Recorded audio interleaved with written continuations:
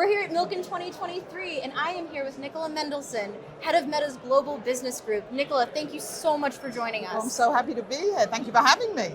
So I want to start with Q1 earnings. You guys absolutely crushed it. What stood out to you? There's so many things when I think back over the last quarter, but it's actually a result of all the hard work that all the teams have been putting in over the recent months. Particularly starts with the size of the community. So the community now is 3.8 billion people that are coming on every month, and 3 billion people are coming onto one of our platforms every single day.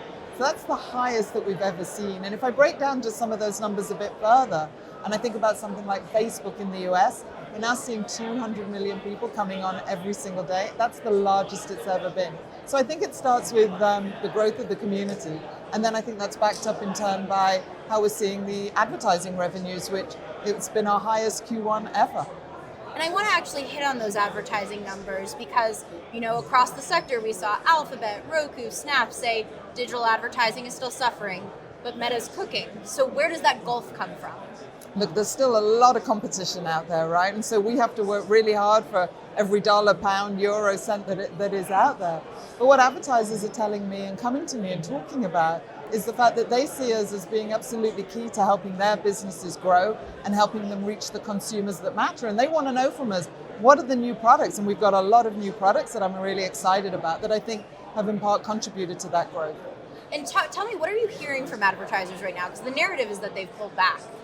So what I'm hearing is that there's a stability out there when it comes to how they're seeing things now. So we've gone through a real period of real fluctuation, lots of changes that people couldn't have envisaged. But I think people are now more comfortable and confident in terms of what those uncertainties are, and they're factoring them in. So I think that's how we get to a period almost of normalization of the disruption and a more of a stable environment to be in. And then in terms of products that advertisers are excited about right now, what are kind of some of those flagship products that you guys are really talking about? Oh, we have a few. So I would be remiss if I didn't talk about Reels. It's one of our fastest growing products. And what we saw just in the last handful of months was a doubling of the amount of Reels being shared every day to 2 billion Reels being shared. And that's people commenting and sharing and discussing and debating and really enjoying the content that they're seeing.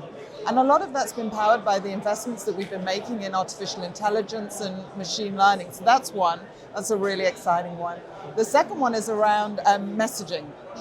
Messaging, and we have with WhatsApp and Instagram Direct and also Messenger as well, 3 really exciting messaging platforms for advertisers to be able to reach people in new and different and varied ways. And we're seeing that one of the products that we have that we call Click 2 actually enables advertisers to start a conversation in one of the individual threads. That now has a run rate of $10 billion. Yeah, and I travel a lot with my role. It's a global role, and I've been in Brazil, I've been in Singapore, I've been in India, I've been in Korea, and it's been really interesting to see some of the use cases that we're seeing there with some of the large businesses and advertisers. One of which was Geomart, where they've basically built a whole supermarket with 20,000 SKUs right in WhatsApp, where a person can go in, can pick the groceries, can arrange the delivery and the payment, all within the individual thread, and then of course do the same thing again next week. So it's really exciting to see the growth of some of those products. And then finally, we are here at Milken. Everybody's talking about AI here, right? So we launched last August a whole suite of AI-powered products called our Advantage Plus products. And this is really helping advertisers to get the performance that they want with a reduction in the cost to actually reach the people that matter to them. And these are different products that we've got across the way in which to reach people, the way in which to measure, and the types of creative that advertisers can put out there.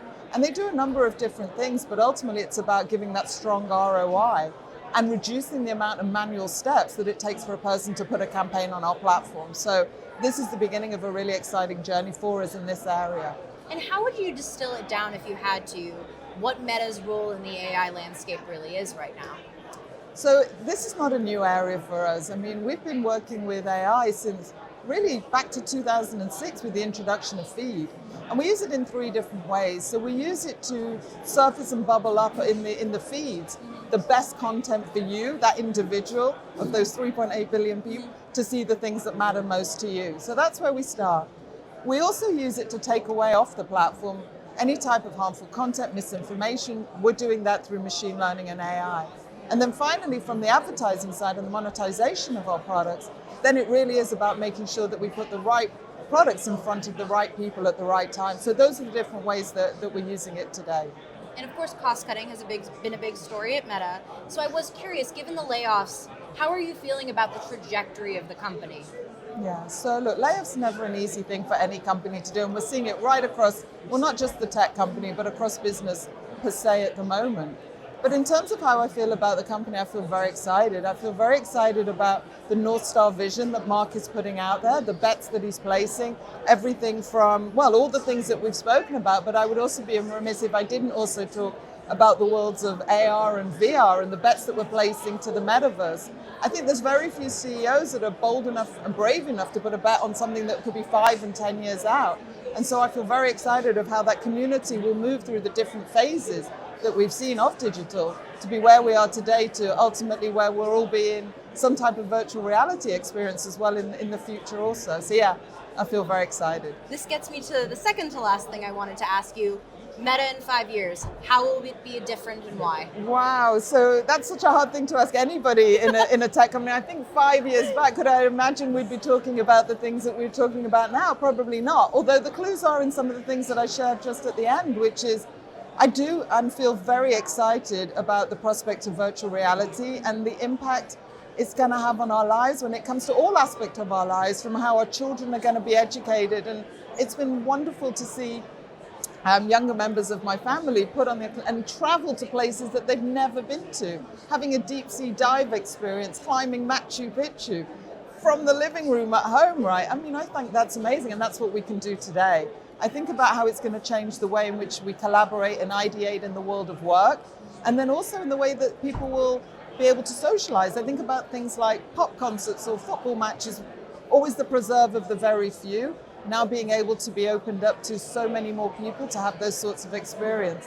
And of course, the whole environment that new jobs are going to be created for individuals, for creators, for people with followers, types of jobs that we cannot even imagine yet. And one of my favorite new jobs that I'm hearing about is a digital avatar stylist. Now, we're seeing already that there are 1 billion downloads of different Is that a growth industry?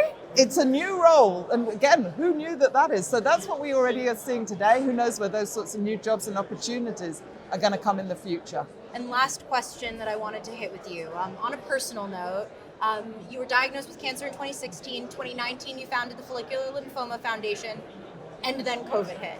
So I'm curious, what is your view on leadership in times of uncertainty that's coming from all sides? Yeah, so thank you for giving me the opportunity to talk about that. Getting a diagnosis like that is just, it's a real moment, and it's something, that can rock not just you, but your family and your friends around you. But I did set up a foundation. This is an incurable disease that I live with.